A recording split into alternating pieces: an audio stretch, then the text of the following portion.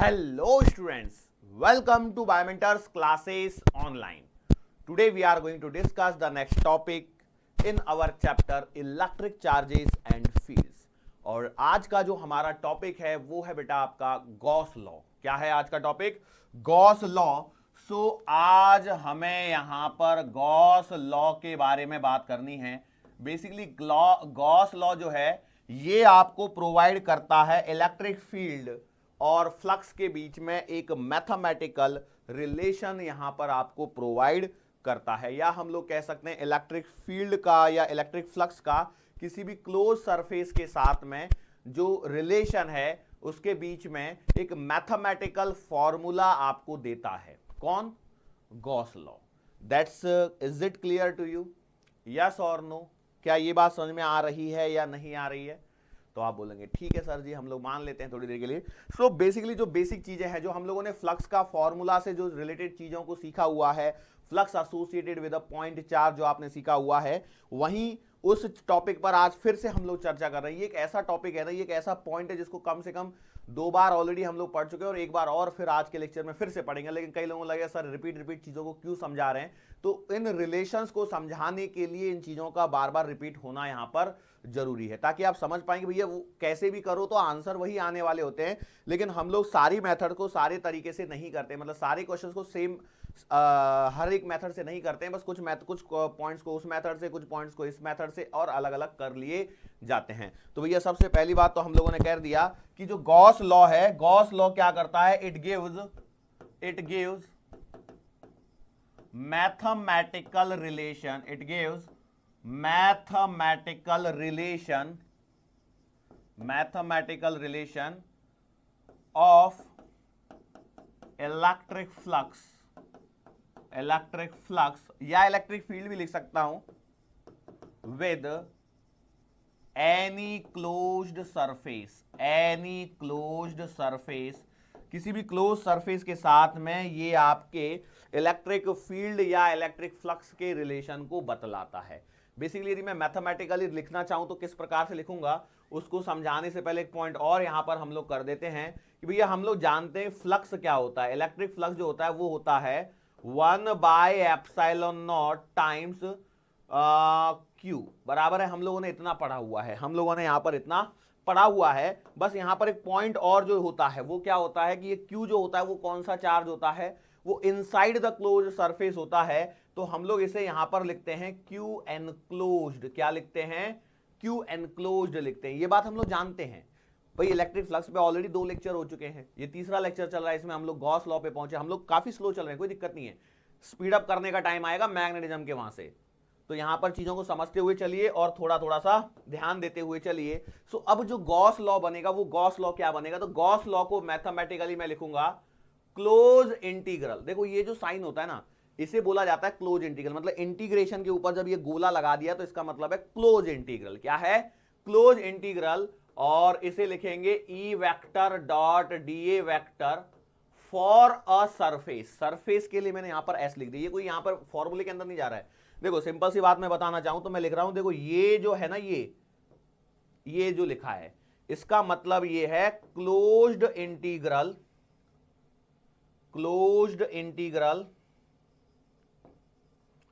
Over a surface. किसी surface के लिए जो कि क्लोज है उसका इंटीग्रेशन. तो ये साइन है. नॉर्मल अपना जो ये इंटीग्रेशन होता है ये इंडेफिनेट इंटीग्रेशन होता है. ये यहां पर जब आपने लिमिट्स लगा दी तो ये लिमिट वाला इंटीग्रेशन हो गया, और ये एक स्टेप और आगे बढ़ गया तो ये क्लोज इंटीग्रेशन हो जाता है. ठीक है. और S stands for over a surface.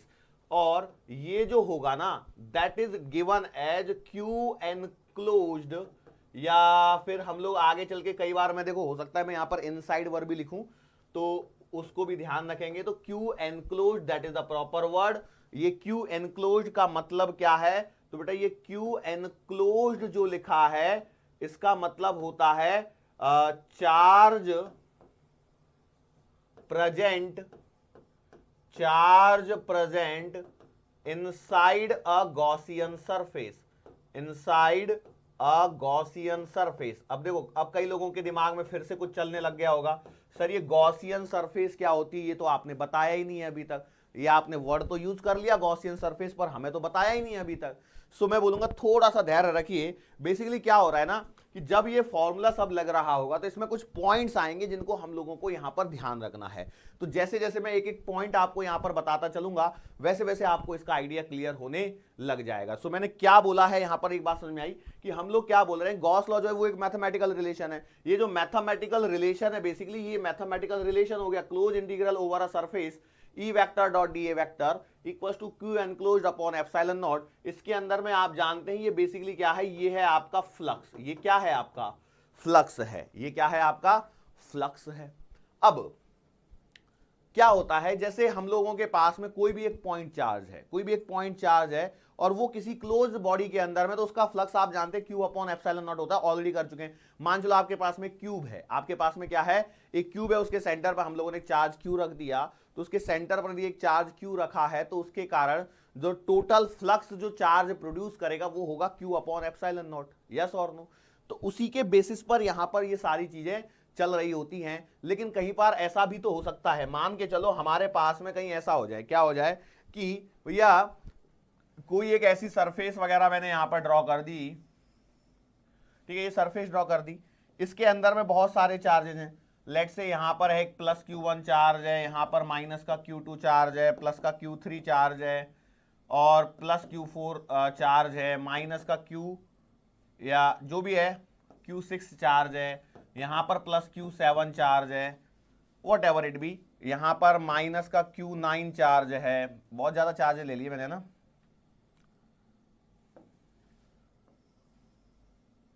इसको हटा देता हूं और ये Q6 को मैंने यहां ले लिया, ठीक है। ऐसे चार्जेज हैं। तो अब देखो ये जो बॉडी है ना ये क्लोज्ड बॉडी है, कहीं से खुल रही है, बिल्कुल भी नहीं खुल रही है।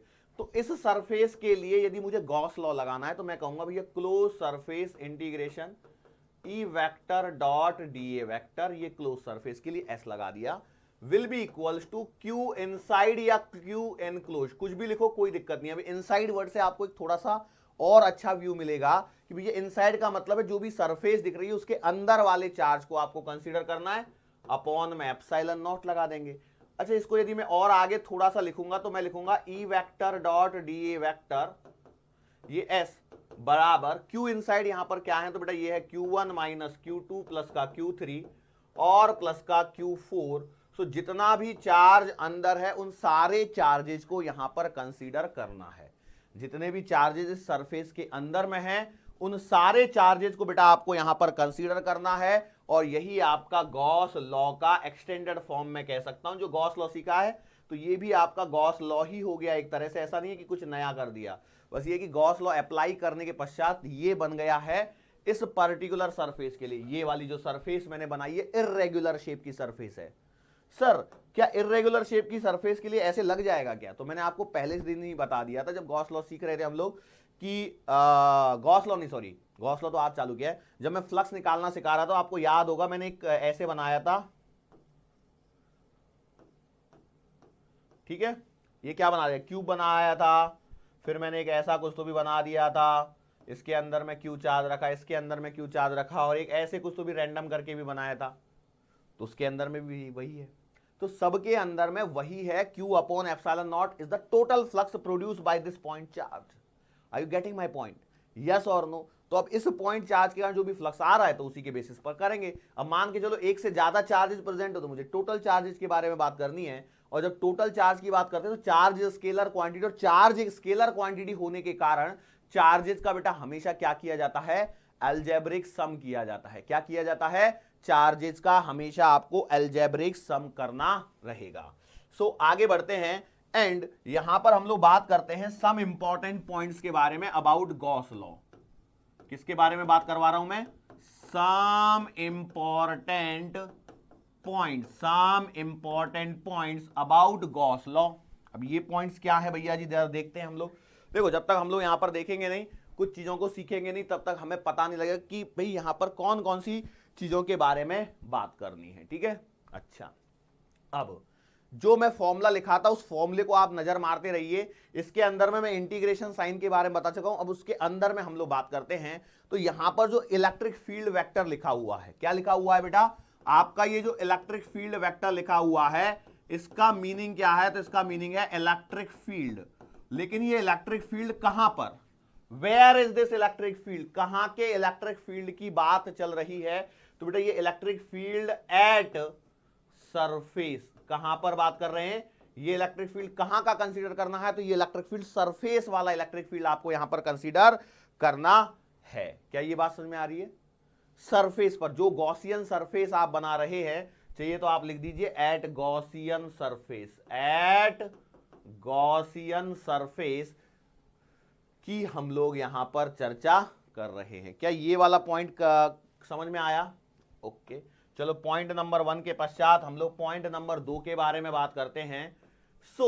अब ये जो गॉसियन सरफेस पर जो भी इलेक्ट्रिक फील्ड है, this the net electric field, the net electric field. अब देखो बेसिकली मैं आपको बता दूं कि इस फॉर्मूले का जो यूज करेंगे हम लोग टू कैलकुलेट इलेक्ट्रिक फील्ड करेंगे, लेकिन कई बार है ना ऐसा हो सकता है कि सवाल मान चलो उल्टा आ गया, तो इस पॉइंट का उपयोग सिर्फ वहीं पर पड़ेगा। बट मोस्टली इसे टाइप का सवाल आपको पूछने की संभावना थोड़ी सी कम रहती है, लेकिन मैं आपको बताते हुए चल रहा हूं कि भैया जो नेट इलेक्ट्रिक फील्ड जो लिखा जाएगा, the net electric field will be due to all charges present whether inside or outside, whether inside और आउटसाइड। मतलब जब आप इलेक्ट्रिक फील्ड लिख रहे होंगे तो आपको यह भेदभाव नहीं करना है कि सर जी कौन सा चार्ज अंदर है और कौन सा चार्ज बाहर है। लेकिन देखो यहां पर जब हम लोग चार्जेस के बारे में बात करते हैं तो मैंने सिर्फ उन्हीं चार्जेस को यहां पर कंसीडर किया है जो अंदर है गॉसियन सरफेस के। सवाल को, पॉइंट को पकड़िए, पॉइंट में क्या कहने की कोशिश कर रहा हूं, जब मैं चार्जेस के बारे में लिख रहा हूं तो सारे चार्जेस कंसीडर नहीं किए। यहां पे चार्जेस तो बहुत सारे हैं, लेकिन मैंने सिर्फ उन्हीं चार्जेस को कंसीडर किया है जो अंदर हैं। लेकिन पॉइंट नंबर 2 में मैं क्या बोल रहा हूं कि भैया जब इलेक्ट्रिक फील्ड लिखा जाएगा, नेट इलेक्ट्रिक फील्ड लिखा जाएगा, तो वो सारे चार्जेस के कारण लिखा जाएगा, चाहे फिर वो चार्ज अंदर हो गॉसियन सरफेस के या फिर वो चार्ज गॉसियन सरफेस के बाहर हो, उससे कोई फर्क नहीं पड़ेगा। इलेक्ट्रिक फील्ड जो लिखा जाएगा वो दोनों के कारण लिखा जाएगा, इफ यू नो। बट मैंने आपको जैसे कि बोला, आपको जो सवाल आएंगे वो सवाल कैसे आएंगे, उसमें मोस्टली आपको इलेक्ट्रिक फील्ड कैलकुलेट करना रहेगा, तो इसलिए वो आपकी हेडिक है नहीं, मतलब आपको ये टेंशन लेने की जरूरत नहीं है। लेकिन क्या है, मान के चलो कोई एमसीक्यू बना दिया एग्जामिनर ने स्टेटमेंट वाइज, तो उसमें ये पॉइंट काम आ सकता है, इसलिए इस पॉइंट को आपको ध्यान रखना बनता है बेटा। चलो पॉइंट नंबर 3 पर हम लोग बात करते हैं। पॉइंट नंबर 3 क्या कहता है, इलेक्ट्रिक फील्ड। देखो पॉइंट नंबर 3 हमें सिंपल सी बातें बताता है कि भैया मोस्टली जो हम लोग मोस्टली वी विल यूज, अब देखो ये जो पॉइंट्स हैं वो अपने नोट्स के लिए हैं, ठीक है, ये किसके लिए हैं, अपने यूज के लिए। तो mostly we will use Gauss law, we will use Gauss law to find electric field due to symmetric surfaces.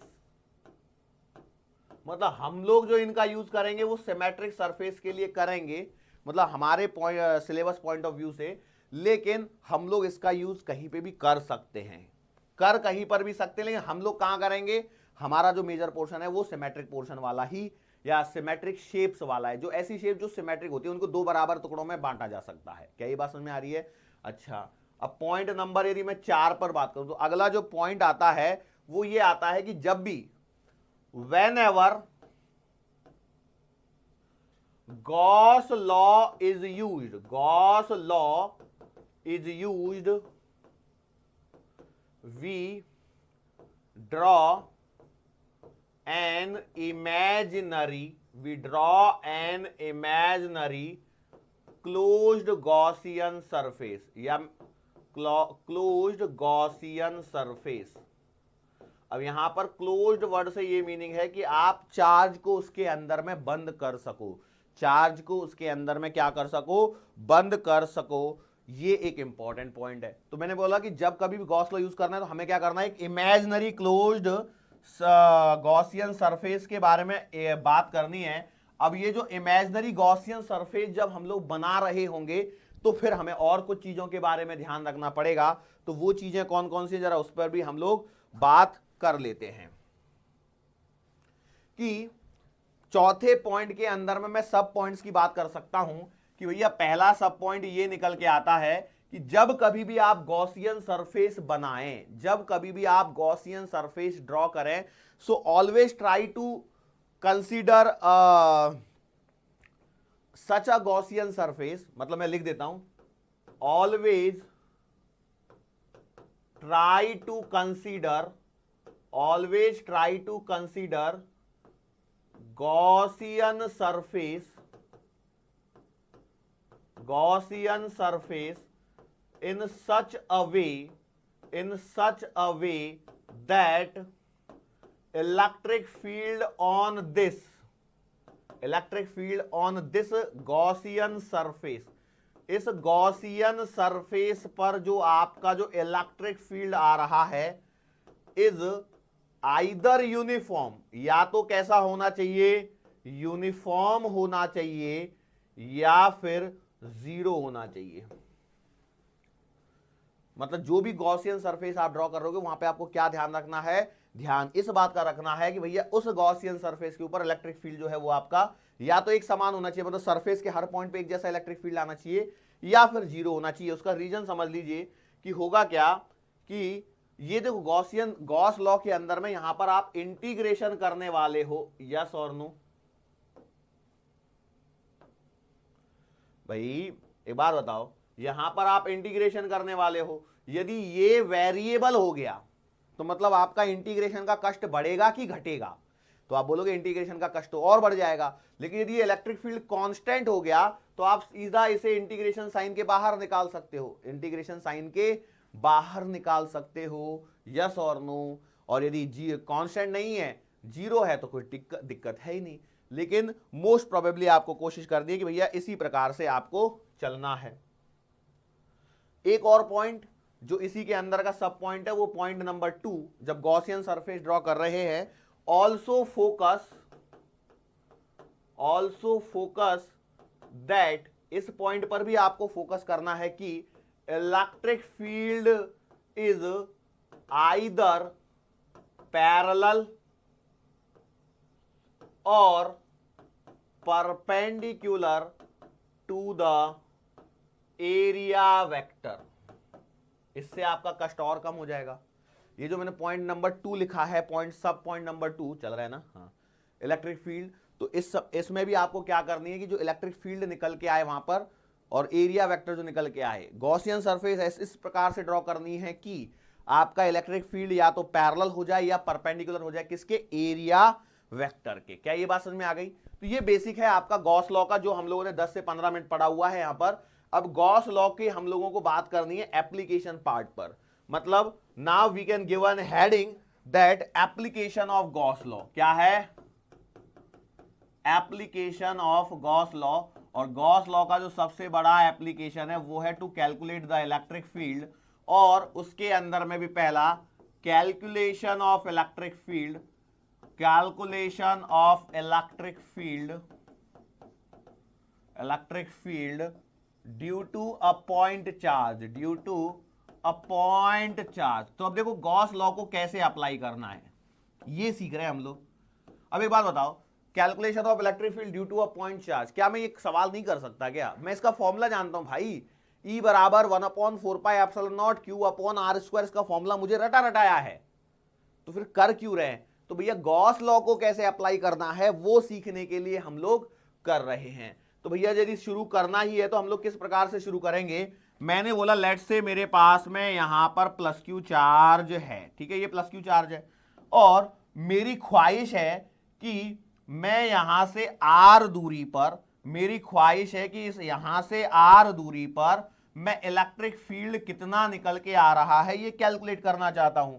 तो कई लोग बोलेंगे सर ये तो मैं जानता हूं ना, E बराबर 1/4πε0 Q/r²। सो मैंने कब बोला कि आप नहीं जानते हो?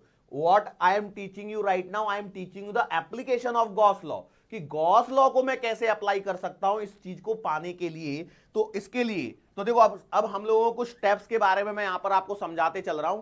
देखो तो सबसे पहला स्टेप जो यहां पर हमेशा फोकस करना है भैया, जहां पर आपका इलेक्ट्रिक फील्ड कैलकुलेट करना है, अब मोस्ट प्रोबेबली कोशिश ये कीजिए कि उस पॉइंट को आप गॉसियन सरफेस के ऊपर लीजिए। कहां लीजिए? गॉसियन सरफेस के ऊपर ले लीजिए, ताकि आपका एक छोटा सा काम आसान हो जाएगा। ठीक है, तो भैया देखो मैंने यहां पर आर पर जाकर एक गॉसियन सरफेस को शुरू करना है। अच्छा, अब ये गॉसियन सरफेस की खास बात क्या है कि कोशिश ऐसी कीजिए कि ये सिमेट्रिक दिखे। तो देखो सिमेट्रिक तो मैं कैसी बना सकता हूं, एक रॉड जैसा सिलेंडर बना सकता हूं, बहुत कुछ बना सकता हूं, लेकिन मैं यदि चाहूं तो मुझे जो सबसे आसान लग रहा है, देखो अब इसमें ये लड़ाई नहीं लड़नी है कि सर ऐसे बना के कराओ और ऐसे बना के कराओ, तो मेनली हमें उस पॉइंट पर जीतना है कि भैया कहां पर सबसे सिंपल हो सकता है। तो मैंने क्या किया, मैंने यहां पर एक सिमेट्रिक गॉसियन सरफेस की जब कल्पना करी तो मेरे दिमाग में एक स्फीयर आया। क्या आया? स्फीयर, जो कि सबसे सिंपल शेप होती है, जो कि क्या होती है? सबसे सिंपल होती है। अब जब मैंने गॉसियन सरफेस बना लिए तो मुझे कौन कौन से पॉइंट्स ध्यान रखने थे, क्या ये आपको याद है? एक पॉइंट तो ये याद रखना था कि आपको हर पॉइंट पर इलेक्ट्रिक फील्ड सेम होना चाहिए। तो ये देखो यहां पर जितना आएगा उतना ही इलेक्ट्रिक फील्ड यहां आएगा, उतना ही यहां आएगा, उतना ही यहां आएगा, उतना ही यहां आएगा, मतलब सारे पॉइंट्स पर इलेक्ट्रिक फील्ड तो सेम आ रहा है। पहली कंडीशन क्वालिफाई हो रही है। दूसरी एक और कंडीशन सिखाई थी मैंने, वो ये सिखाई थी कि भैया जब इलेक्ट्रिक फील्ड लिखो तो इस बात का ध्यान रखना कि जहां पर लिख रहे हो वहां पर उस गॉसियन सरफेस पर इलेक्ट्रिक फील्ड और एरिया वेक्टर या तो पैरेलल हो या परपेंडिकुलर हो। तो इस जगह देखिए इलेक्ट्रिक फील्ड और एरिया वेक्टर, देखो यहां पर एरिया वेक्टर ऐसे बनेगा, क्या ये पैरेलल है? यस है। अच्छा, यहां पर भी यदि मैं देखना चाहूं तो देखो ये एरिया वेक्टर और इलेक्ट्रिक फील्ड एक ही लाइन में आएंगे कि नहीं आएंगे? तो आप किसी भी पॉइंट पर चले जाइए, सब जगह पर यही होने वाला है। इसका मतलब ये वाली कंडीशन भी मैं फुलफिल कर रहा हूं। अब ये फुलफिल करने के पश्चात अब आपका काम है close integral E vector dot D A vector बराबर Q enclosed upon epsilon naught, Gauss law को लिख दीजिए। अब मैंने एनालिसिस करके ये पाया कि इस पूरी गॉसियन सरफेस पर इलेक्ट्रिक फील्ड कांस्टेंट है।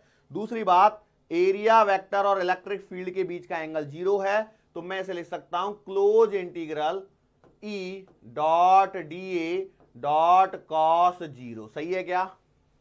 बराबर क्यू एनक्लोज कितना है, तो ये क्यू है, ये अपॉन में एप्सिलॉन नॉट डाल दिया। Since you know that, what do you know, कि भैया इलेक्ट्रिक फील्ड कांस्टेंट है इंटीग्रेशन के बाहर, cos 0 की वैल्यू 1, तो आपने लिख दिया ई इंटीग्रेशन क्लोज डी ए बराबर क्यू अपॉन एप्सिलॉन नॉट। अब अगले स्टेप पे आ जाइए। देखो पहला सवाल है इसलिए इतने डिटेल में चल रहा है, अगले तो मैं भगाऊंगा अब यहां से आगे। अब हंटर चालू, अब आपको स्पीड अप पकड़ना है। पहला ये समझ में आया तो बाकी सारे आसान है। करने क्या है, स्टेप को पकड़ लीजिए बस एक बार।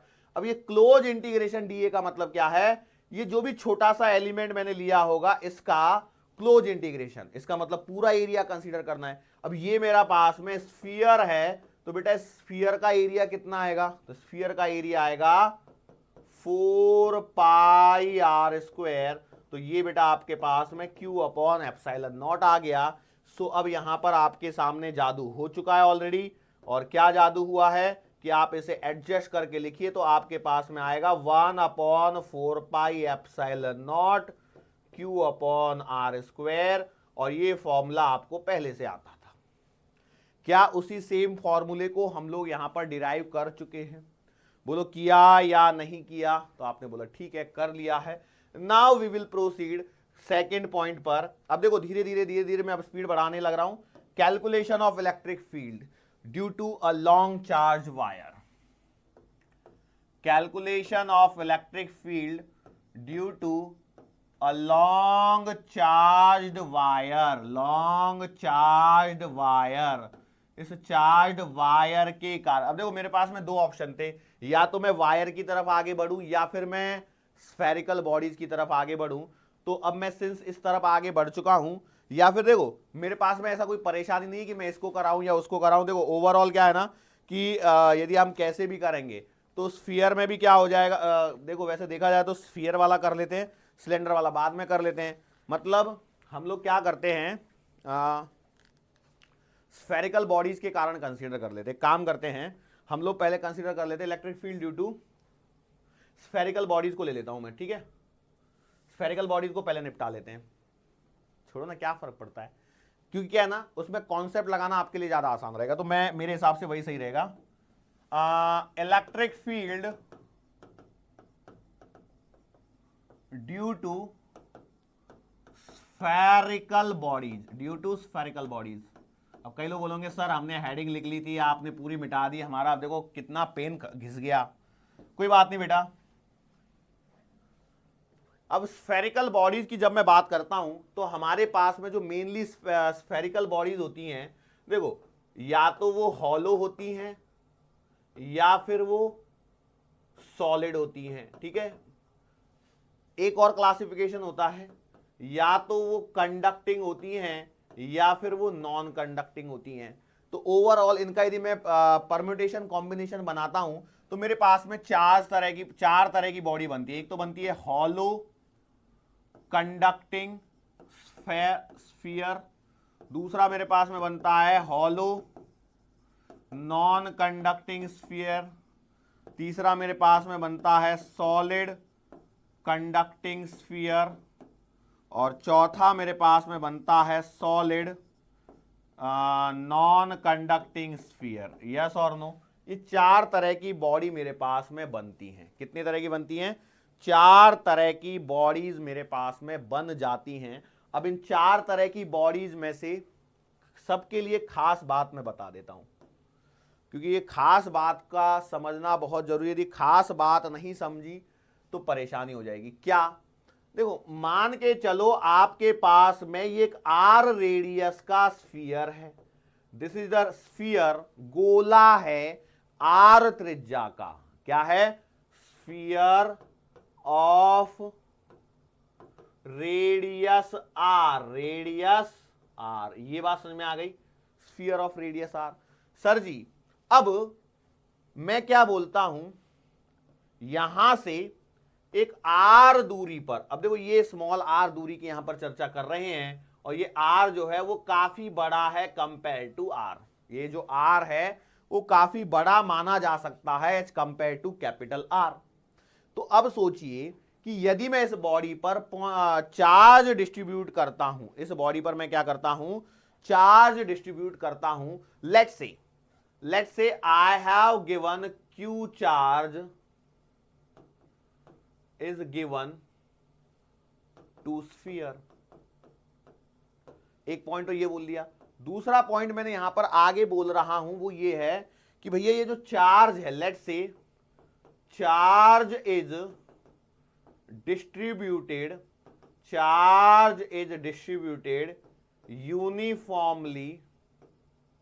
Uniformly on the surface of sphere. ठीक है, ये दो चीजें मैंने यहां पर बोल दी। अब इसका मतलब ये हो गया कि भैया ये यहां पर आपका पॉइंट चार्ज यहां पर डिस्ट्रीब्यूट कर दिया, तो ये आपने पॉइंट चार्ज बना दिया।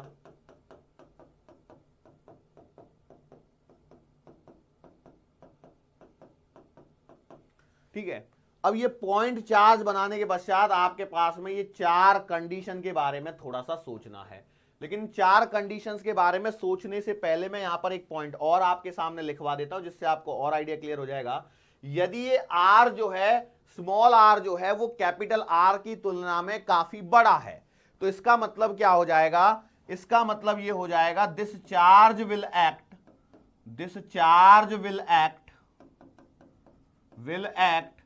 As a point charge. Yes और नो? क्या ये पूरा जो है वो एक पॉइंट चार्ज की तरह बिहेव करेगा? बिल्कुल सही बात है। अब सोचो, ये हॉलो हो, सॉलिड हो, कंडक्टिंग हो, नॉन कंडक्टिंग हो, या कुछ भी हो, इनमें से कोई भी हो, तो इस पॉइंट पर यदि मैं इलेक्ट्रिक फील्ड की बात करने की कोशिश यदि करता, कौन से पॉइंट पर? इस वाले पॉइंट पर, तो बेटा आपकी जो गॉसियन सरफेस बनती थी वो ऐसे बनती थी कि नहीं बनती थी? बड़ा बन गया गोला, अरे ऐसी बनती थी कि नहीं बनती थी? यस और नो? तो ये देखो पूरा चार्ज हमेशा इनसाइड है। मतलब आप किसी भी केस पर यदि चर्चा करते हो और आउटसाइड इलेक्ट्रिक फील्ड लिखते हो, देखो तीन तरह के इलेक्ट्रिक फील्ड की कैलकुलेशंस पॉसिबल है इन चारों में। मतलब देखो हर एक के लिए तीन सवाल, हर एक के लिए कितने सवाल? तीन सवाल। एक सवाल बनेगा आपका आउटसाइड द स्फीयर, एक बनेगा सरफेस पर, और एक बनेगा इनसाइड। तो बेटा इसमें से सबसे पहले मैं आउटसाइड वाले को खत्म कर लेता हूं। क्यों? देखो आउटसाइड वाला सिंपल हो गया। अभी आउटसाइड वाला क्या हो गया आपके लिए? बहुत ही सिंपल हो गया। क्यों सिंपल हो गया sir ji? What is the reason behind this? तो ये एक पॉइंट चार्ज की तरह बिहेव करने लग गया, और यदि एक पॉइंट चार्ज की तरह बिहेव करने लग गया तो इसके कारण इलेक्ट्रिक फील्ड तो आपको आता है। अरे बोलो आता है कि नहीं आता है? आपने बोला बिल्कुल सही बात है। कितना आता है? तो 1/4πε0 Q/r²। तो मतलब इन चारों में से कोई भी स्फीयर हो और यदि आउटसाइड इलेक्ट्रिक फील्ड पूछा है तो बेटा ये हमेशा आपका एक पॉइंट चार्ज की तरह बिहेव करेगा, और यदि ये पॉइंट चार्ज की तरह बिहेव करेगा तो भैया इसका सिंपल सा मतलब ये मान के चलना है आप लोगों को कि इलेक्ट्रिक फील्ड सेम आएगा। अब चाहिए तो इसका डेरिवेशन कर लेते हैं गॉस लॉ से। तो हम लोगों को पहला स्टेप तो वही है। देखो गॉसियन सरफेस वगैरह सब कुछ मैं बना चुका हूं। अब आपका काम बचा है, आपने लिख दिया इंटीग्रेशन क्लोज ई वेक्टर डॉट का डीए वेक्टर और बराबर का Q inside upon epsilon not. अब यहां पर देख लीजिए उस गॉसियन सरफेस के लिए पूरी गॉसियन सरफेस चाहिए तो मैंने यहां पर ऐसे बना ली, और अब वो जो बड़ा सा गोला था वो आपका पॉइंट चार्ज की तरह बिहेव कर रहा है। तो ये सब कहानी वही चल रही है कि नहीं चल रही है? आपने बोला बिल्कुल सही है। तो आपने लिख दिया ई, तो आपने लिख दिया ई इंटीग्रेशन डी ए बराबर क्यू इनसाइड कितना है? Q upon epsilon naught. So बेटा ई इंटू 4πr² बराबर क्यू अपॉन एप्सिलॉन नॉट। तो इसका मतलब ये है कि आपका हर केस में जो आंसर आ रहा है तो इसमें तो कोई परेशानी नहीं होनी चाहिए। ये थोड़ा सा फास्ट हो गया ऐसा लग रहा होगा, है ना? बट इसमें कोई परेशानी होनी नहीं चाहिए, इसलिए मैं बोला कि चलो थोड़ा थोड़ा सा जल्दी कराया जा सकता है। क्या ये बात समझ में आई? अरे बोलो आई या नहीं आई? चलो कई लोग बोलेंगे सर थोड़ी थोड़ी सी बातें समझ में तो आई, लेकिन क्या अच्छा होता है यदि और कुछ थोड़ी सी चीजें कर सकते थे। मतलब this is the electric field for every condition यदि small R is greater than R. Small R ये है बेटा distance of point P from center of spherical body। जो भी आपने स्फेरिकल बॉडी कंसीडर करी है, चाहे वो हॉलो है चाहे सॉलिड है, कंडक्टिंग है चाहे नॉन कंडक्टिंग है, उसके सेंटर से उस पॉइंट की दूरी जहां तक आपको इलेक्ट्रिक फील्ड कैलकुलेट करना है, और capital R is the radius of spherical body. अब यहां पर भी मैं आपको बता दूं कई लोगों के मन में चल रहा होगा सर पिछले पेज में तो आपने लिखा था small R is greater than capital R, और इस बार ये लिख रहे हो, तो दोनों में से कौन सा सही है? तो दोनों की दोनों ही सही है, कोई डरने की जरूरत नहीं है। आपको हमेशा इनमें से किसी के भी बेसिस पर आप कर सकते हो। Is it clear to you? Yes और नो? तो मैंने बोला ठीक है। अब यहां से दूसरा पॉइंट सोचिए। अब मैंने देखो आउटसाइड के लिए सबका खत्म कर दिया एक ही बार में। मेरे ये 4 डेरिवेशन हो गए। सर 4 कहां हुए? तो एक ही हुआ है। ये देखो अब आपका देखो काम बताता हूं। आप चाहें तो मेहनत कर सकते हैं और नहीं करनी तो कोई दिक्कत नहीं है, because save the time for preparation.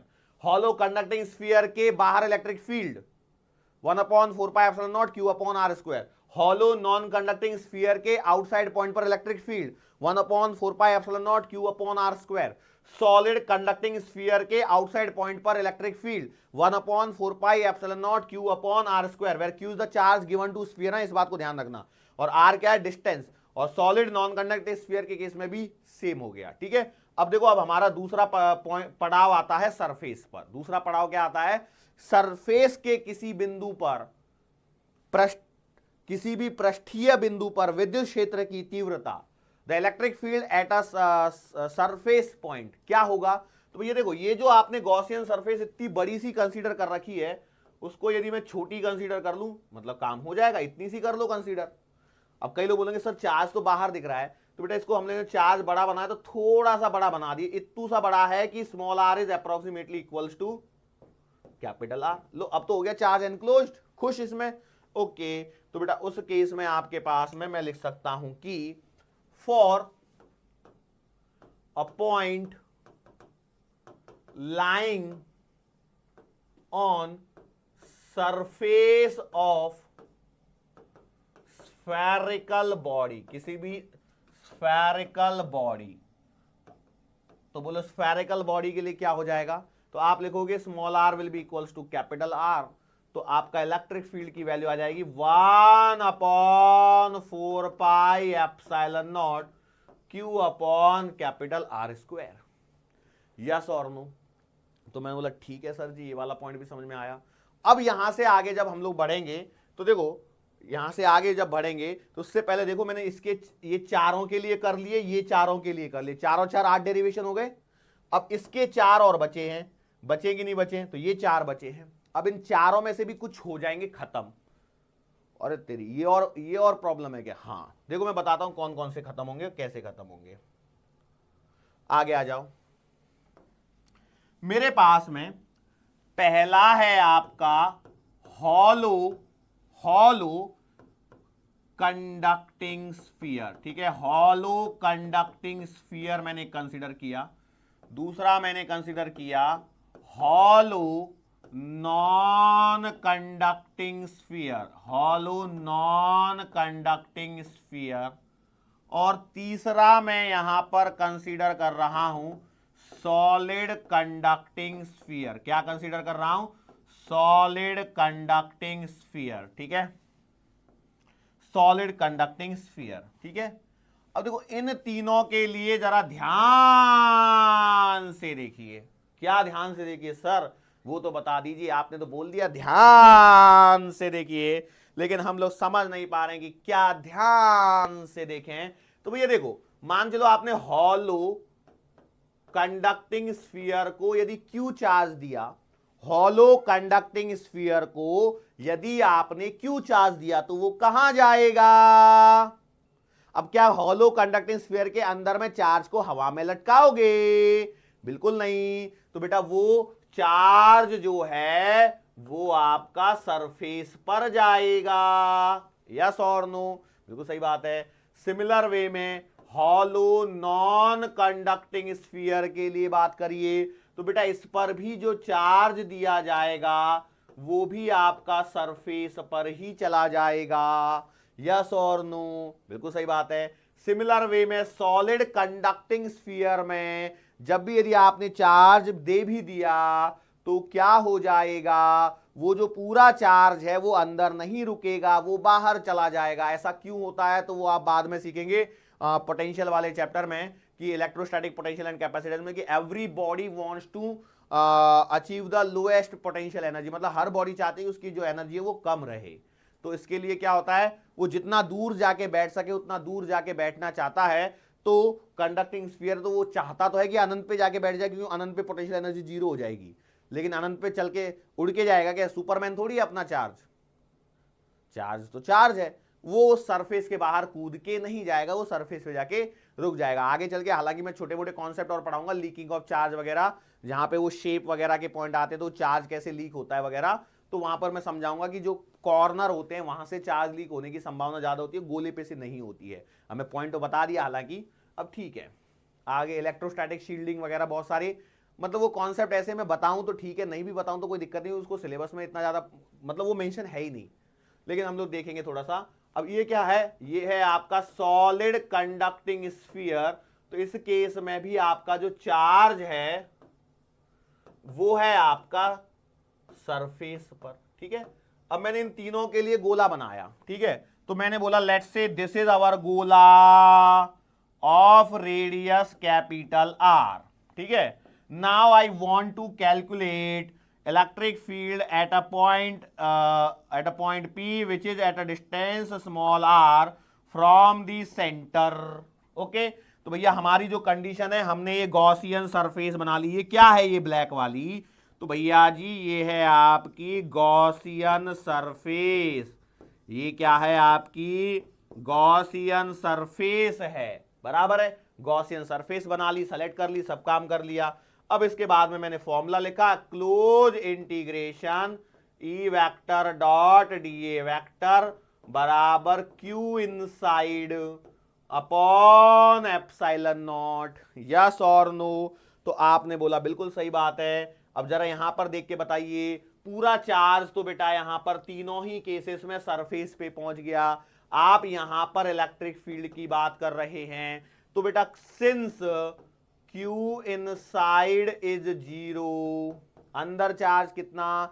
0, तो बेटा आप इसमें पुट कर दीजिए, तो आप लिखेंगे close integral E vector dot D A vector बराबर 0।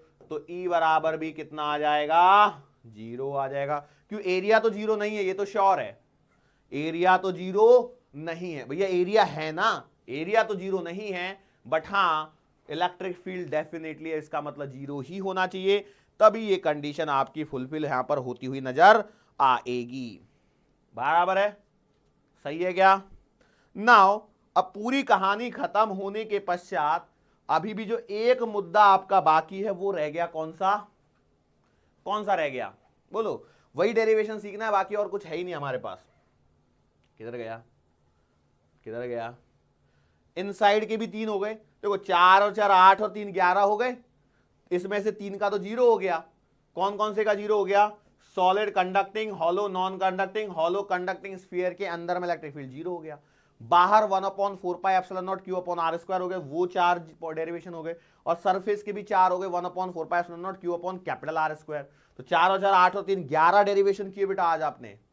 कई लोगों ने तो अपनी पीठ अब तक थपथपा ली होगी, अरे वाह आज तो मैंने 11 डेरिवेशन किए हैं, है ना?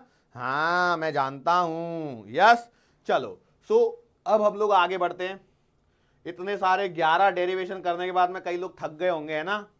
है ना? सही बोलो, थक गए ना? हाँ मैं जानता था बहुत से लोग बोलेंगे सर हम थक गए हैं। मैंने बोला ठीक है चलो थके हैं, लेकिन हमें एक और क्या बोलते हैं लास्ट पॉइंट हम लोग कर लेते हैं।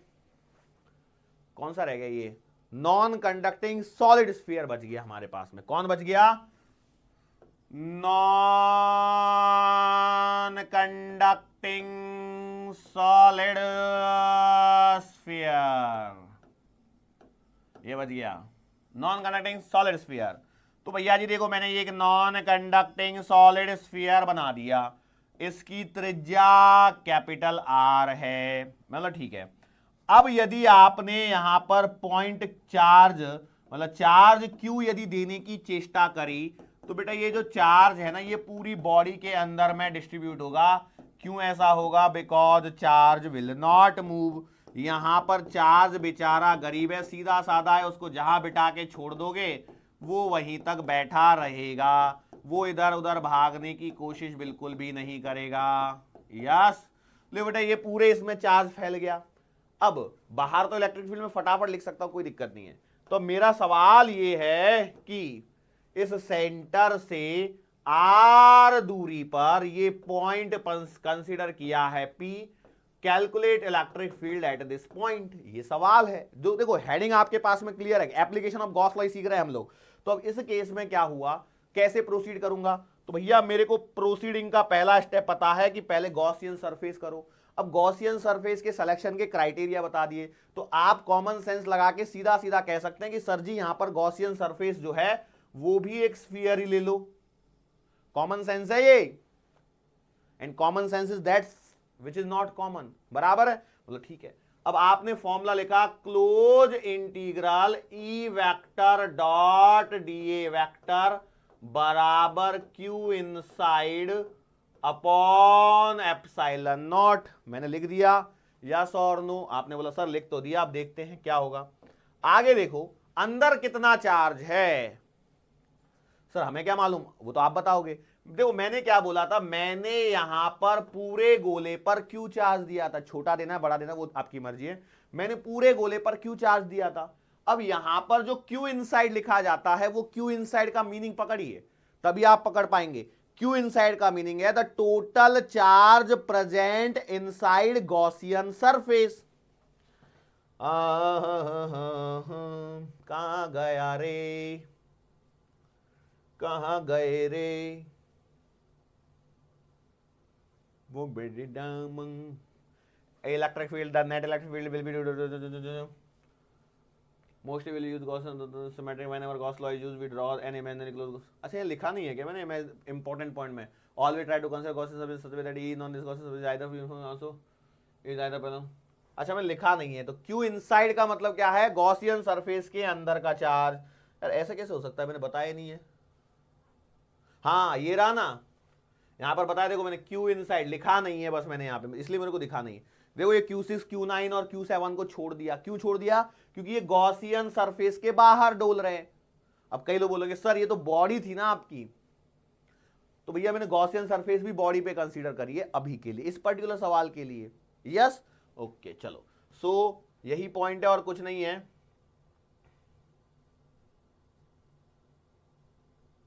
हाँ भाई, तो अब यहां पर अंदर का चार्ज कैसे निकालोगे, हाउ विल यू कैलकुलेट। तो भैया मैंने क्या माना, देखो यहां पर ध्यान से देखिए, मैं यहां पर एक पॉइंट कंसीडर कर सकता हूं और वो पॉइंट है आपका वॉल्यूम चार्ज डेंसिटी। मतलब rho can be written as total charge upon volume. अरे यस और नो, आपने बोला सर जी ये तो मान लिया, चलो हमने, मतलब देखो कुल मिला के कहानी ये है, ऐसे भी नहीं करना है, मान चलो आपके मन में नहीं है ऐसे, मैं नहीं करना चाहता तो कैसे करूं। मैंने बोला 4/3 पाई आर क्यू पर चार्ज है कैपिटल क्यू। अरे ये बात तो तय है ना, पूरे गोले पर चार्ज कितना है, 4/3 पाई आर क्यू का चार्ज है क्यू। सर ये 4πr² क्यों नहीं लिया, बेटा देखो ये नॉन कंडक्टिंग सॉलिड स्फीयर है, तो चार्ज नॉन कंडक्टिंग बॉडी में अपने आप तो चल के जाएगा नहीं, तो जहां जहां पे मैंने चार्ज बिठा दिया वहां पे मान लिया। सो ये बात हो गई, क्योंकि यदि कंडक्टिंग होता तो ये चार्ज यहां पर रुकता ही नहीं, तो पूरा फैल के कहां पहुंच जाता था, सरफेस पे पहुंच जाता था। यस ओके, तो एक बात बताओ, यूनिट एरिया का जो चार्ज आएगा वो आएगा Q upon 4/3 pi capital R Q. लेकिन क्या मुझे उतने का चार्ज चाहिए, नहीं बेटा, मुझे तो इस गॉसियन सरफेस पर फोकस करना है, तो इस गॉसियन सरफेस का भी वॉल्यूम के हिसाब से लगा दीजिए। तो आप लिखोगे 4/3 पाई आर क्यूब का charge, so this will be written as Q upon 4/3 pi R cube into 4/3 pi R cube. तो बेटा इसका चार्ज ये क्या आएगा, Q R cube upon R cube, this is the Q inside. बोलो यहां तक की कहानी समझ में आई क्या, ये मैंने क्यू इनसाइड कैलकुलेट कर लिया है, तो बस काम खत्म, उठा के यहां पे डाल दो। अच्छा एक बात बताओ, यदि मैं यहां पर देखूं तो ये जो गॉसियन सरफेस बन रही है ये सेंटर से देखो सिमेट्रिक है, यदि मैं पूरे चार्ज को उठा के सेंटर पर डाल दूं तो क्या ये पूरी सरफेस सिमेट्रिक, मतलब इस पॉइंट, इस पर हर पॉइंट पर इलेक्ट्रिक फील्ड कांस्टेंट रहेगा या अलग अलग रहेगा, तो आप बोलोगे कांस्टेंट रहेगा। अच्छा तो बस काम खत्म। और डायरेक्शन के बारे में बात करो तो बेटा यदि इस पॉइंट पर इलेक्ट्रिक फील्ड की डायरेक्शन और एरिया की डायरेक्शन जो है क्या वो सेम नहीं आएगी, सेम है, मतलब वो cos 0 बनेगा, तो वो एक स्टेप में खा रहा हूं, बोल के खा रहा हूं आज तो ई डी ए cos 0 का मतलब 1, और इलेक्ट्रिक फील्ड कांस्टेंट उसको बाहर निकाल दिया, तो आपके पास में ये बनते हुए नजर आएगा, आहा, E close integral D A बराबर क्यू इनसाइड कितना निकाला था हमने, Q upon R cube into R cube whole divided by epsilon naught. चलो ठीक है, आगे आ जाओ बंधु। अब देखो E into close integral D A का मतलब क्या है, इंटीग्रेशन ऑफ गॉसियन सरफेस, या सॉरी क्लोज इंटीग्रल डीए का मतलब है एरिया ऑफ गॉसियन सरफेस, और एरिया ऑफ गॉसियन सरफेस आएगा 4πr²। Yes, this will be equals to Q R cube upon epsilon naught R cube. बोलो सही है कहानी, कहानी इंटरेस्टिंग लग रही होगी। So it implies that E बराबर Q R square upon 4 epsilon not r² R cube.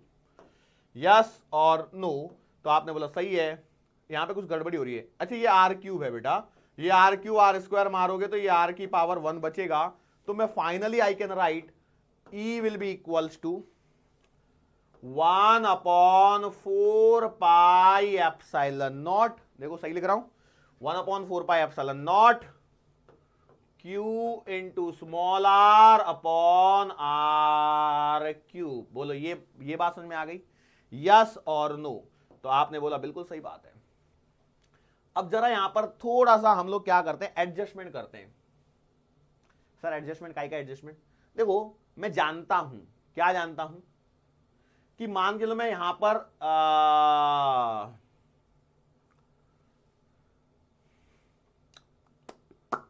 हाँ, मैं यहां पर भी 3 से डिवाइड कर दूं और ऊपर भी 1/3 लिख दूं, तो कोई परेशानी है क्या। सर जी परेशानी तो नहीं है, लेकिन एक परेशानी लग रही है, यदि आप है ना इसको ऐसे नहीं लिखते हुए अगले स्टेप में लिख तो ज्यादा अच्छा लगता था। E बराबर 1 अपॉन, देखो मैं क्या कर रहा हूं, थोड़े से एडजस्टमेंट कर रहा हूं, एप्सिलॉन नॉट को इधर ही रहने देता हूं, ठीक है, क्यू इंटू स्मॉल आर को इधर ही रहने देता हूं, 4 पाई को एज इट इज रहने देता हूं, आर क्यूब को एज इट इज रहने देता हूं, ठीक है। बोलो इस वाले और इस वाले स्टेप में कोई परेशानी? अच्छा, अब मैंने क्या किया, खुद से थोड़ी सी बुद्धि लगा के मैंने यहां पर भी 3 लिख दिया और यहां पर भी 3 लिख दिया। कोई परेशानी है क्या सर? कोई परेशानी तो नहीं है। बस तो अब आपका काम होते हुए नजर आएगा। वो क्या नजर आएगा जरा देखिए, इधर में आइए, देखो Q upon 4 pi epsilon naught, Q upon 4 pi by 3 pi R Q का मतलब क्या है? रो।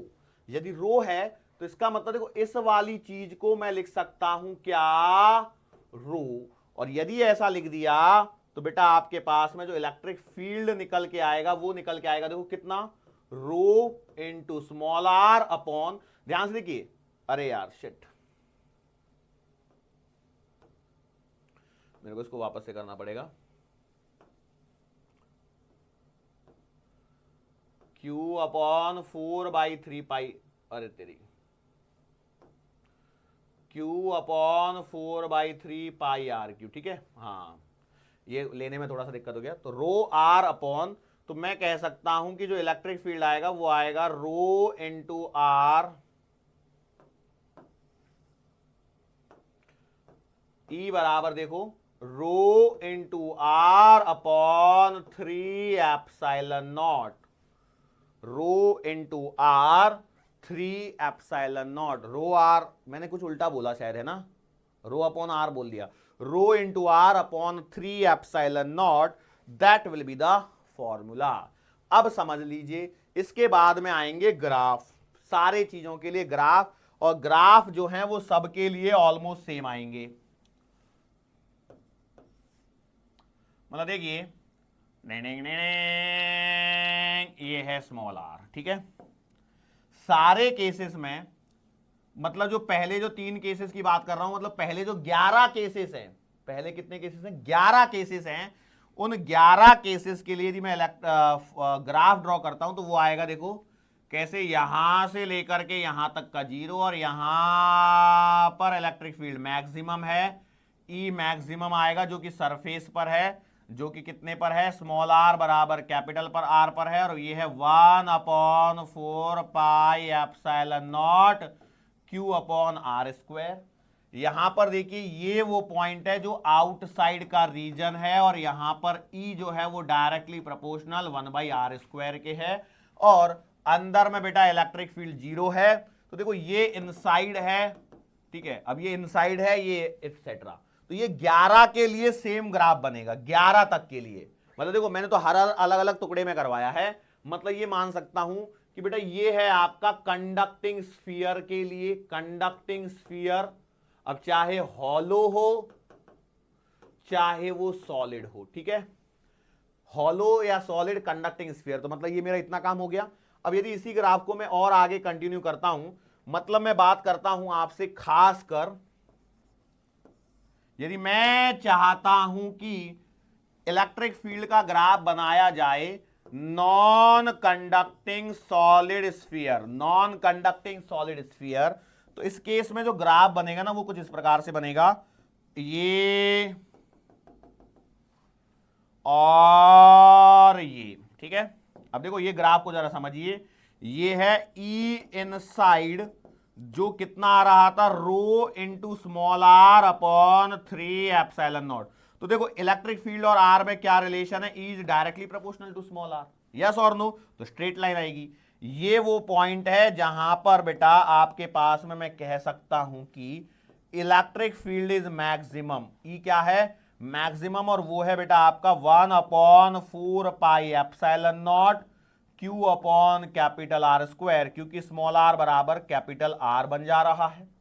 और ये जो पॉइंट है ये है आपका ई आउटसाइड का पॉइंट है, जिसके लिए इलेक्ट्रिक फील्ड लिखा जाएगा 1 upon 4 pi epsilon naught Q upon R square, मतलब E is directly proportional to like this.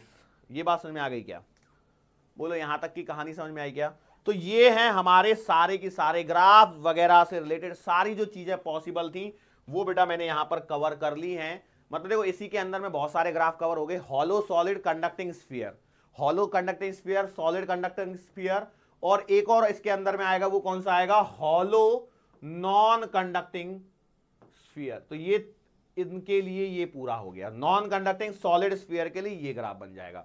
तो इस प्रकार से हमारे सारे ग्राफ वगैरह वो सारी चीजें यहां पर क्या हो जाती हैं, कवर हो जाती हैं। अब यहां पर थोड़े से कुछ अलग अलग पॉइंट्स और आएंगे, उनको हम लोगों को अगले लेक्चर में डिस्कस करना है। अब आज के लेक्चर में क्या आपको लगता है वापस से एक बार रिकॉलिंग की जरूरत है? यदि चाहते तो हम लोग वापस एक बार फटाफट कर लेते हैं। आज हम लोगों ने सीखा गॉस लॉ। गॉस लॉ क्या है, मैथमेटिकल रिलेशन है इलेक्ट्रिक फील्ड और किसी भी क्लोज सरफेस के लिए फ्लक्स हम लोग जानते हैं क्यू एनक्लोज अपॉन 1/ε0 होता है। यहां पर ये क्लोज इंटीग्रेशन, आगे हम लोग गॉस लॉ को mathematically close integration S E vector dot D vector बराबर क्यू एनक्लोज अपॉन ε0 लिखते हैं। इसमें से ये जो चीज है वो फ्लक्स है, और ये वाली चीज को मैंने यहां पर समझाया है। क्यू एनक्लोज का मतलब है charge present inside a Gaussian surface. अच्छा लिखा हुआ भी है, ये तो पहली स्लाइड पे लिखा था। ओके आगे आगे हम लोगों ने गॉसियन सरफेस वगैरह पे ये कुछ 2-3 चीजें करी। इसके बाद में मैंने सम इंपॉर्टेंट पॉइंट्स में डिस्कस किया। यहां पर ई का मतलब electric field at Gaussian surface. दूसरा पॉइंट है द नेट इलेक्ट्रिक फील्ड जब भी लिखा जाएगा इस गॉस लॉ के अंदर में, that will be due to the all charges present whether inside है या आउटसाइड है। चार्ज अंदर प्रेजेंट है या बाहर प्रेजेंट है उससे कोई फर्क नहीं पड़ेगा, नेट इलेक्ट्रिक फील्ड में सबको कैलकुलेट करना है। अच्छा मोस्टली जब हम लोग गॉस लॉ का यूज करेंगे तो इलेक्ट्रिक फील्ड कैलकुलेशन के लिए काम करेंगे, और उसमें भी सिमेट्रिक सरफेस के लिए। लेकिन जब कभी भी गॉस लॉ यूज किया जाए तो हम लोग एक इमेजिनरी क्लोज गॉसियन सरफेस का ड्रॉ करते हैं, और ये जो गॉसियन सरफेस है उसके आगे इसमें कुछ कंडीशन होती है। जब हम लोग गॉसियन सरफेस बनाते हैं तो हमेशा ऐसी कोशिश करनी है कि भैया जो इलेक्ट्रिक फील्ड है इस गॉसियन सरफेस पे या तो यूनिफॉर्म हो या फिर जीरो हो। तो आपने अभी तक देखा सभी केस में क्या था, यूनिफॉर्म था। और दूसरा एक पॉइंट ऐसा है कि भैया ऐसा फोकस कीजिए कि जो इलेक्ट्रिक फील्ड निकल के आ रहा है वो एरिया वेक्टर के या तो पैरेलल हो या फिर परपेंडिकुलर हो। तो हमारे केस में आज जो सीखा है उसमें सब में पैरेलल है क्योंकि कॉस जीरो आ रहा था। अब इसके बाद में application of Gauss law, calculation of electric field due to a point charge. तो पॉइंट चार्ज के कारण निकाला, ये गॉसियन सरफेस बनाई, ये सब कुछ किया। पहला डेरिवेशन काफी लंबा किया। उसके पश्चात हम लोग फटाफट ये मैंने बोला electric field due to spherical bodies. तो 4 तरह की स्फेरिकल बॉडीज पॉसिबल है। तो उसमें मैंने आउटसाइड सरफेस और इनसाइड ऐसे क्लासिफिकेशन करा। हॉलो सॉलिड एक अलग क्लासिफिकेशन हो गया, और कंडक्टिंग नॉन कंडक्टिंग एक अलग क्लासिफिकेशन हो गया। तो इतने सारे क्लासिफिकेशन करके उन सबके इलेक्ट्रिक फील्ड मैंने यहां पर आपको करवा दिए हैं, ठीक है।